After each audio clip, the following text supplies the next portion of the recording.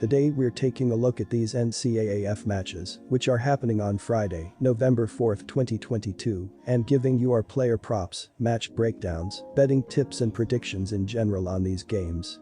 Welcome back to High Stakes, let's get straight into it. Also, don't forget to subscribe and push that notification bell to get notified as soon as we release these sport prediction videos. And if you would like more betting tips and predictions, then check out our Patreon in the link down below. Our new Patreon is a way for us to help you improve your chances of making more money.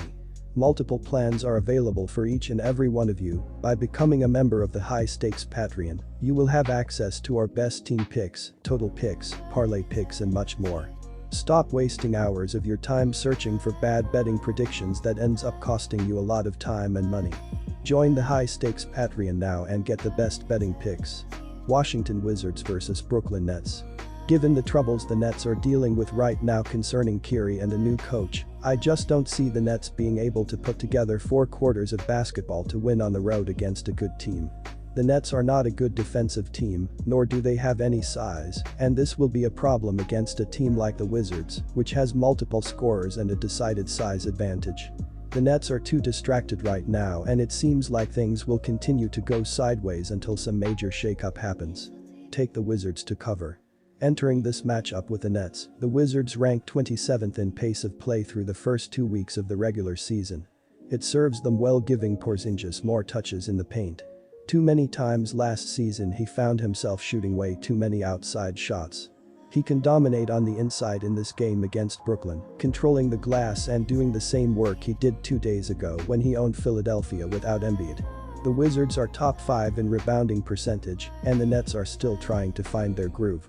I can see this being a low-scoring defensive battle, with both clubs struggling with their shot and the Wiz trying to establish points in the paint. For that reason, I like this game to go under. Indiana Pacers vs Miami Heat. Miami sputtered out of the gate, losing 5 of their first 7 games, before rallying with wins over Golden State and Sacramento at home on back-to-back nights. The Heat entered Thursday 4-5 on the year and stood 3rd in the Southeast Division, 1.5 games behind the Hawks for the top spot. Against Sacramento, Miami was in a tight game most of the way and needed to rally in the 4th quarter to get the win. The Heat were up 1 after the opening quarter, by 2 at the half, and by 1 after 3 quarters. Miami found themselves down by 7 multiple times in the 4th quarter, the last time at 92-85 with 7:27 to play, before rallying. With the game tied in the dying seconds, Tyler Herro hit the game-winning three-pointer with 1.8 seconds to play to give the Heat a victory.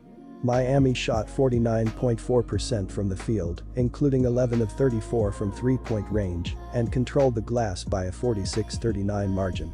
Herro led the Heat with 26 points and 12 rebounds in the victory. This will be interesting as the Pacers have been explosive on the offensive end of the floor this season, while Miami has really struggled in that department. This will be the Heat's 3rd game in 4 nights after playing Golden State Tuesday and Sacramento Wednesday, both at home, before traveling for this one. Meanwhile, Indiana has had 3 days off since playing at Brooklyn Monday night, so they should be rested. With that in mind, the Pacers are 3rd worst in the league in scoring defense, 5th worst in field goal percentage defense, 48.2%, dead last in three-pointers per game allowed, 14.8, and dead last in three-point field goal percentage defense, 42.8% on the year. Miami should be able to take advantage of the weak Pacers defense, especially if Butler takes the floor. Take the Heat in this contest as they reach the .500 mark on the year. Our team pick is Miami here for the win. The Heat have been struggling and barely hung on to a 110-107 home win over the Sacramento Kings in the game. They had 6 different players score double digits and 3 players finishing with 20-plus points. Point guard Tyler Herro had a big game to lead the team as he finished with 26 points, 12 rebounds, a steal, and 3 blocks. Miami did a good job on the board as they had a 46-39 rebounding advantage and a 9-4 offensive rebounding advantage. The Indiana Pacers have been a dominant offensive team to begin the season as they are 3rd in the sport with 117.6 points while also shooting 37.5% from beyond the arc. They are drawing fouls as they are 9th in the sport with 24.5 free throw attempts up to this point of the season. The biggest issue is the fact they are also the third worst defense, giving up 119.9 points per game as well. The ball finds the basket on both sides of the court, and they need to play better defensively if they want to win here. The Miami Heat have been playing at a very methodical pace, as they are averaging 98.2 possessions per 48 minutes, which is 24th in the league.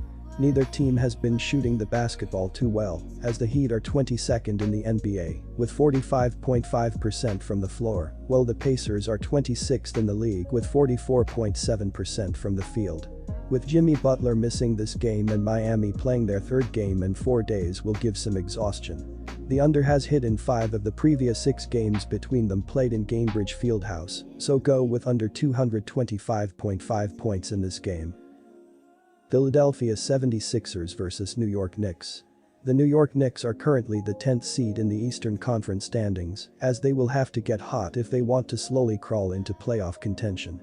On offense, the Knicks are scoring 115.1 points per game, and they are shooting 46% from the floor.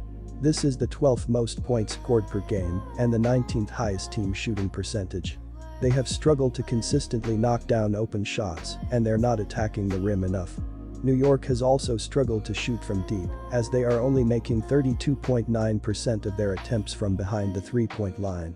This is the 24th lowest three-point shooting percentage in the NBA, as they have continued to miss out on opportunities from behind the arc. New York has also continued to let their attempts at the charity stripe go to waste, as they are only making 71.6% of their shots at the free throw line. They can't continue to miss out on these free points if they want to continue climbing the standings. According to dunksandthrees.com, the Knicks have an adjusted defensive rating of 111.5, which is the 17th best in the league. Jalen Brunson is leading the way on the offensive end of the floor, as he is averaging 18.4 points per game on 48.1% shooting from the floor. On defense, the Sixers have continued to struggle, as they are allowing their opponents to score too many points for them to stay competitive. According to dunksandthrees.com, the Sixers have an adjusted defensive rating of 114.2, which is the 21st worst in the NBA. They are currently surrendering 109.6 points per game, and their opponents have shot 47.6% from the floor. This is the 8th least amount of points surrendered per game, but the 23rd highest shooting percentage allowed in the league. Philadelphia has done a better job of defending the perimeter, though. They are only allowing their opponents to shoot 33.3% from deep, which is the 10th lowest percentage allowed in the NBA. The 76ers have also been one of the worst rebounding teams this season, as they are only averaging 37.7 boards per game. This is the lowest average in the league, as they have to start securing the ball after missed shots if they want to keep their opponents from scoring second or third chance points.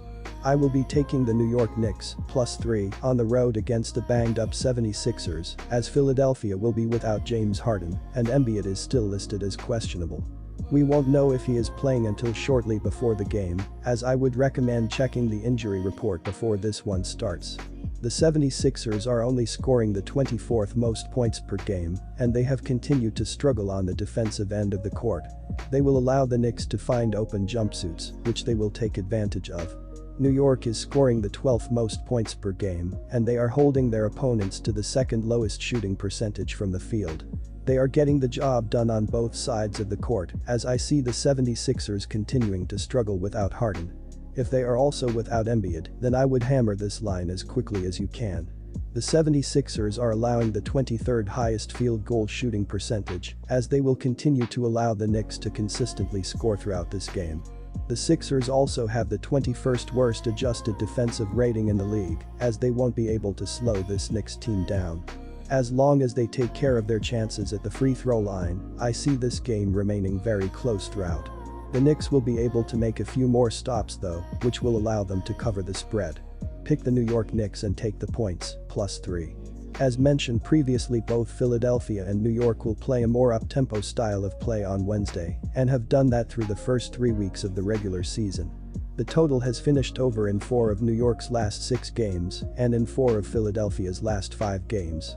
Philadelphia cannot afford to use the 24-second shot clock and work the ball down low in the paint, as the 76ers do not have a strong inside presence without Embiid on the court, therefore less time will be run off the clock in each position for the 76ers. New York does not play with a strong presence in the paint, as their high scorers are two guards and Randle, who plays down low as well as on the perimeter. Take the over 223.5 points.